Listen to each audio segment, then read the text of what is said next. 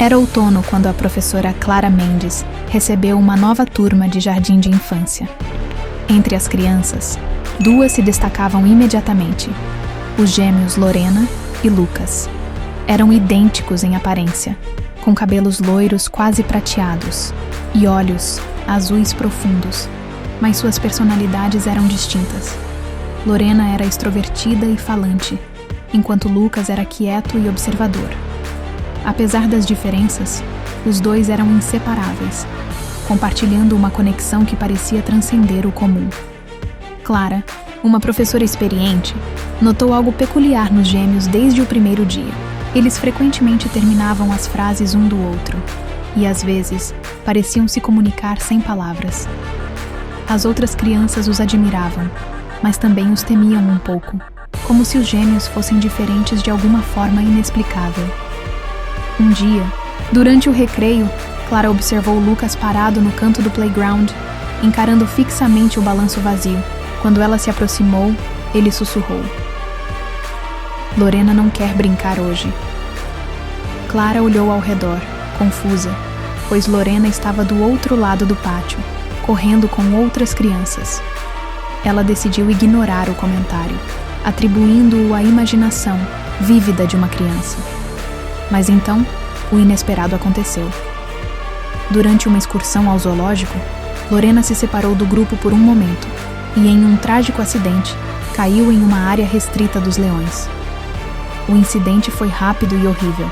A escola ficou em choque e Clara se sentiu culpada, como se tivesse falhado em proteger uma de suas alunas.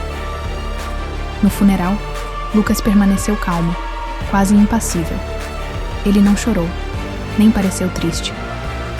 Quando Clara se aproximou para oferecer condolências, ele olhou diretamente para ela e disse: "Lorena ainda está aqui. Ela não foi embora." Clara sentiu um arrepio percorrer sua espinha. Ela não sabia o que fazer com aquela afirmação, mas decidiu que era apenas a maneira de uma criança lidar com a perda. No entanto, nos dias que se seguiram, coisas estranhas começaram a acontecer na sala de aula. Nos dias seguintes ao acidente, a sala de aula de Clara parecia diferente. O ar estava mais pesado, e uma sensação de ser observada a acompanhava constantemente. As outras crianças também pareciam sentir algo. Elas sussurravam entre si, evitando o cantinho onde Lorena costumava sentar. A cadeira dela, que Clara havia guardado discretamente no fundo da sala, aparecia misteriosamente de volta ao seu lugar todas as manhãs. Lucas, por sua vez, agia de maneira ainda mais estranha. Ele começou a desenhar compulsivamente, cobrindo folhas e mais folhas com rabiscos de uma figura feminina de cabelos longos e olhos vazios. Quando Clara perguntava quem era a pessoa nos desenhos, ele respondia simplesmente: "É Lorena, ela quer que eu desenhe." Uma tarde, enquanto Clara organizava os materiais para a próxima aula, ouviu risos vindos do canto da sala. Era um som familiar, o riso de Lorena. Seu coração acelerou e ela se virou rapidamente, mas não havia ninguém lá. Apenas Lucas, sentado em sua mesa, olhando fixamente para o espaço vazio ao lado dele. "Lucas, com quem você está falando?" Clara perguntou, tentando manter a calma. "Com Lorena," ele respondeu como se fosse a coisa mais natural do mundo. "Ela diz que sente sua falta, professora." Clara sentiu um frio percorrer sua espinha. Ela tentou racionalizar, dizendo a si mesma que era apenas a imaginação de uma criança em luto. Mas naquela noite, enquanto corrigia trabalhos em casa, ouviu o mesmo riso ecoando pelo corredor. Quando foi investigar, encontrou apenas o vento sibilando pela janela entreaberta. No dia seguinte, Clara decidiu conversar com a diretora da escola, Dona Marta, sobre o comportamento de Lucas e os eventos estranhos. Dona Marta, uma mulher prática e cética, sugeriu que Clara encaminhasse Lucas para a psicóloga da escola. "Ele está lidando com a perda da irmã de uma maneira única," disse ela. "Talvez precise de ajuda para processar isso." Clara concordou, mas no fundo, algo a incomodava. Ela não conseguia ignorar a sensação de que Lorena realmente estava presente, de alguma forma. E pior ainda, parecia que Lucas não era o único que podia vê-la. Clara decidiu seguir o conselho da diretora e agendou uma sessão para Lucas com a psicóloga da escola, doutora Isabel. Enquanto isso, os eventos estranhos na sala de aula só aumentavam. Objetos desapareciam e reapareciam em lugares diferentes. As luzes piscavam sem explicação e as crianças começaram a relatar que ouviam sussurros quando estavam sozinhas. Lucas, por sua vez, parecia cada vez mais distante. Ele passava a maior parte do tempo em silêncio, como se estivesse ouvindo algo que ninguém mais podia ouvir.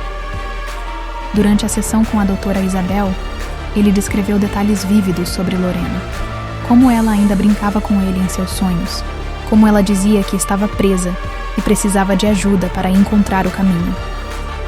A psicóloga ficou intrigada, mas também preocupada. Ela sugeriu que Clara mantivesse um diário para registrar os comportamentos incomuns de Lucas e os fenômenos na sala de aula. Pode ser uma maneira de identificar padrões, explicou. E, se necessário, podemos trazer alguém especializado em fenômenos paranormais. Clara hesitou. Ela nunca havia acreditado em fantasmas ou vida após a morte, mas a situação estava se tornando impossível de ignorar. Naquela noite, enquanto escrevia no diário, ela ouviu um barulho vindo da sala de aula.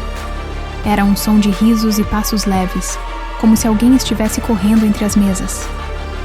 Quando foi investigar, encontrou Lucas sentado no chão, olhando para o vazio. Lucas, o que você está fazendo aqui tão tarde? Clara perguntou, tentando disfarçar o medo em sua voz. Lorena me chamou. Ele respondeu calmamente. Ela quer que eu ajude a encontrá-la. Encontrá-la? Onde ela está? Clara perguntou, sentindo um frio percorrer seu corpo. Lucas apontou para o canto mais escuro da sala.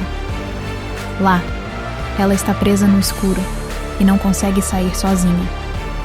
Clara olhou para o canto, mas não viu nada. No entanto, uma sensação opressiva tomou conta dela, como se algo invisível estivesse observando. Ela rapidamente levou Lucas de volta para casa, prometendo a si mesma que descobriria o que estava acontecendo.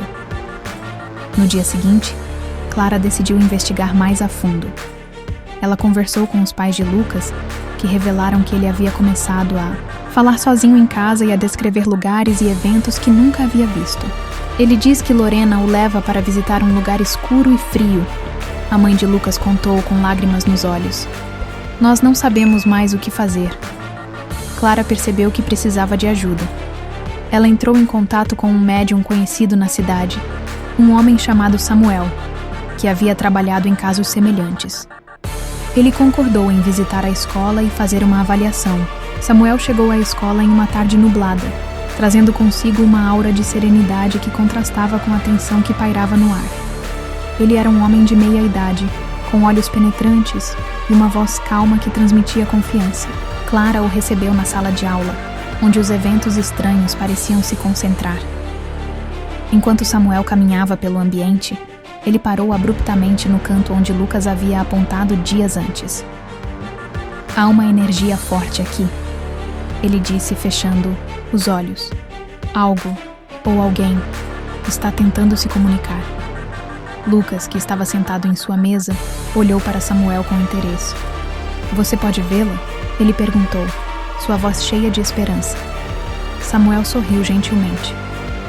Não exatamente, mas posso sentir. Lorena está aqui, não está? Lucas acenou com a cabeça, enquanto Clara observava a cena com um misto de ceticismo e fascínio.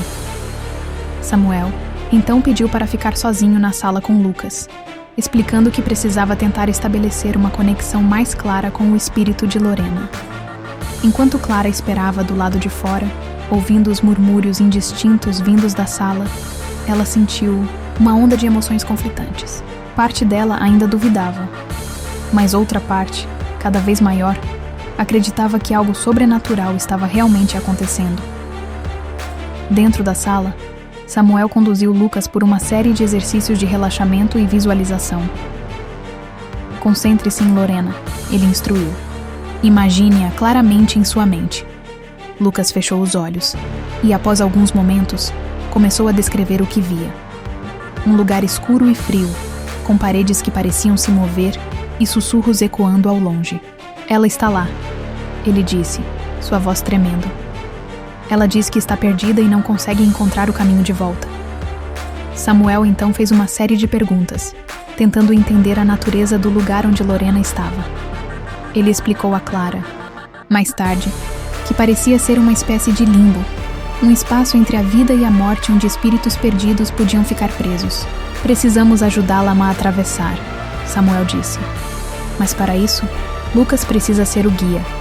Ele é o elo mais forte que ela tem com este mundo. Clara hesitou. Isso é seguro, para Lucas, quero dizer. Samuel acenou com a cabeça. Desde que seja feito com cuidado, sim. Mas precisamos agir logo. Quanto mais tempo Lorena ficar presa, mais difícil será para ela partir. Naquela noite, Clara teve um sonho vívido. Ela estava na sala de aula, mas tudo ao seu redor estava escuro e silencioso. No canto da sala, viu Lorena, sentada com os joelhos dobrados contra o peito. A menina olhou para Clara e sussurrou: "Ajude-me." Clara acordou com o coração acelerado, sabendo que não poderia mais ignorar o que estava acontecendo. Ela concordou em ajudar Samuel a realizar um ritual para guiar Lorena para o outro lado. No dia combinado, a escola estava vazia e silenciosa. Clara, Samuel e Lucas se reuniram na sala de aula ao entardecer, quando a luz do sol começava a se esvair, criando sombras longas e misteriosas. Samuel havia preparado o ambiente com velas, incenso e símbolos que, segundo ele, ajudariam a abrir um caminho seguro para Lorena. Lucas estava calmo, mas Clara podia ver a ansiedade em seus olhos. Ela se ajoelhou ao seu lado e colocou uma mão gentil em seu ombro. "Você está pronto para isso?" ela perguntou. Ele acenou com a cabeça. "Lorena precisa de mim. Eu tenho que ajudá-la." Samuel começou o ritual, recitando palavras em um idioma que Clara não reconhecia. As velas tremeluziam, e o ar na sala parecia ficar mais denso, como se estivesse carregado de energia. Lucas fechou os olhos e começou a respirar profundamente, seguindo as instruções de Samuel. "Concentre-se em Lorena", Samuel disse. "Imagine-a claramente. Chame por ela." Lucas fez como foi instruído, e após alguns momentos, sua expressão mudou. Ele começou a falar, mas a voz que saía de sua boca não era a dele. Era suave, quase etérea, e Clara reconheceu imediatamente. Era Lorena. "Estou aqui", a voz disse. "Estou perdida. Está tão escuro." Samuel continuou a guiar o processo, pedindo a Lorena que seguisse a luz que ele estava criando. "Você não está sozinha", ele disse. "Seu irmão está aqui para te ajudar a atravessar." Lucas, ainda em transe, estendeu a mão para o vazio, como se estivesse segurando algo, ou alguém. Clara sentiu lágrimas escorrendo pelo seu rosto enquanto observava a cena. Ela não sabia se era real ou apenas sugestão, mas jurou que podia ver uma figura tênue, uma silhueta de cabelos loiros e olhos azuis, tomando forma ao lado de Lucas. "Você pode ir agora, Lorena", Samuel disse suavemente. "Está tudo bem. Você não precisa mais ficar presa." A figura pareceu hesitar por um momento, olhando para Lucas e depois para Clara.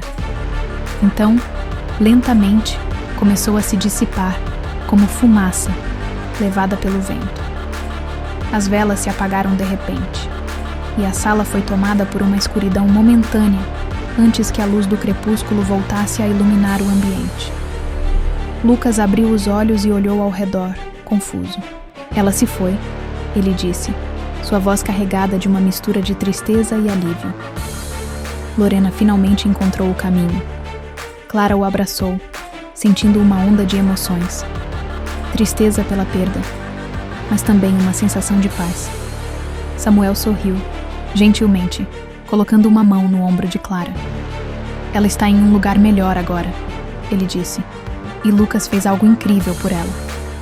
Nos dias que se seguiram, a sala de aula voltou ao normal.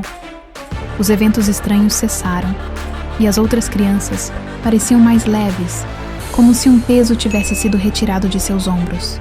Lucas, embora ainda sentisse a falta da irmã, parecia mais em paz. Ele continuou a desenhar, mas agora suas imagens eram cheias de luz e cores, em vez de sombras e escuridão.